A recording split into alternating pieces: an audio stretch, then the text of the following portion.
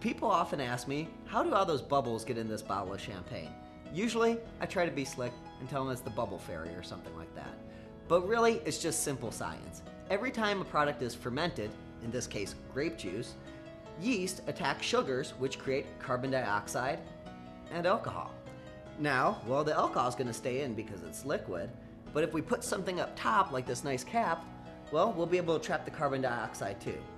In the case of champagne, it's an extra step. We let the wine ferment completely first, and then after it's rested, we put a little bit more sugar back in and create a secondary fermentation, and then lock it down tight and store it for a couple more years.